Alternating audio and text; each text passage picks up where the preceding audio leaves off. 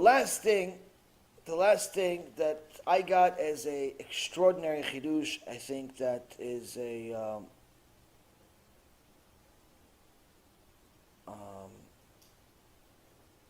amazing in regards to this aton, this donkey, that's very, very relevant to this generation. Now in the verse it says, "Vayiftach Hashem et pi ha'aton," God opened the mouth of the donkey, and Sforno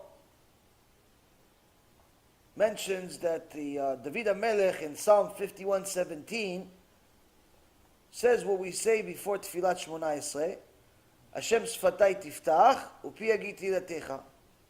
My Lord, open my lips, so my mouth may declare your praise. So, Rabbi Yaakov Yitzchak Ruderman says that Sforno is pretty much trying to teach that human speech is no less than a miracle than the speech of a donkey. So you should never take this gift for granted. And actually you should look at every single word that comes out of your mouth as a gift, as a miracle itself.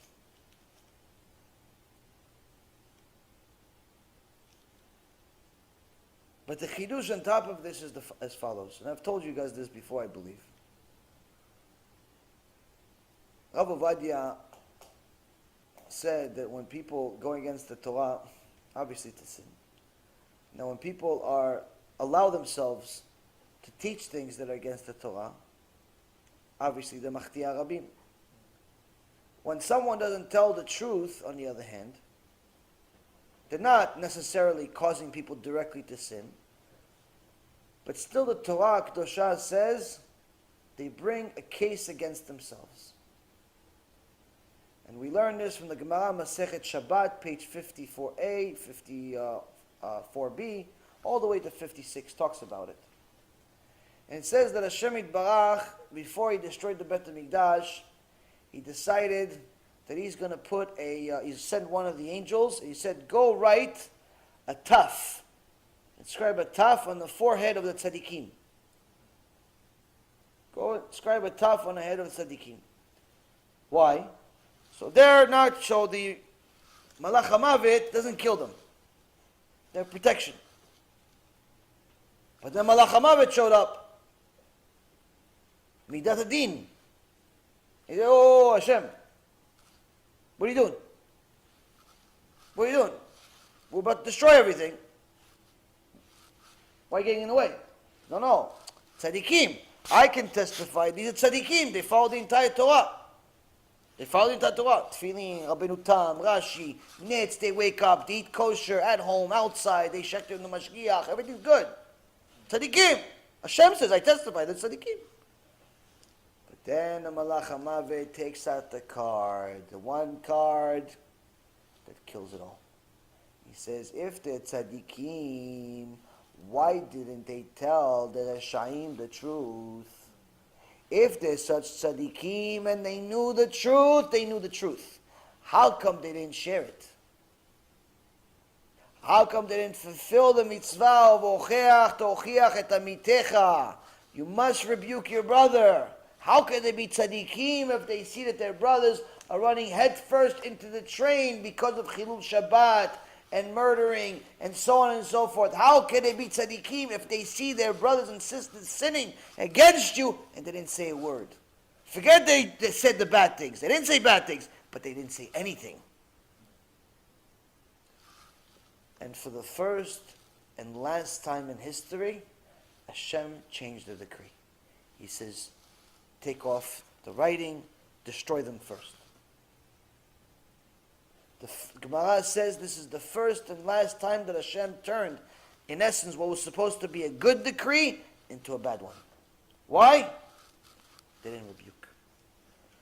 So Rabotai Yekarim, sometimes the rebuke is going to come from a big, big rabbi. Sometimes the rebuke is going to come directly from the Torah. Anyone that wants to know why the Holocaust happened, just look at Parashat Bechukotai. Just look at Parashat Kitavo. It says exactly why it happened and exactly what happened. There's no questions in the Torah. All of these questions of where was God during the Holocaust, and all of these, it's all answered in the Torah. Sometimes the questions are very literally answered in the Torah. Sometimes the rebuke comes directly, literally from the Torah. Sometimes it comes from the Gdol Ador, the biggest rabbis in the world from 2,000 years ago, from 500 years ago, from today. Sometimes it comes from Aton. Sometimes it comes from a donkey. Does it change the fact that it's still true? No. Whether it comes from the biggest rabbi in history or it comes from the donkey, if it's true, nothing changes. So this is why we need to learn from this Mishnah, specifically from the Aton, from the donkey. He said the truth. That's why he's remembered here. Today, when we tell people the truth, they always want to kill the messenger. Oh, this guy is this, and this guy is that. What difference does it make about all these things? All the side stuff makes no difference. Is what I'm saying true or not? Is what I'm saying false or not? I say, no, but I heard from such and such rabbi that he said this, this, and this. Okay, did he provide you sources, or did he say it from his own opinion? If he provided sources, let me see the sources. Maybe I got it wrong. But if it's just his opinion is worth even less than a donkey. Less than a donkey. Why? The donkey is named in the Torah. He's not.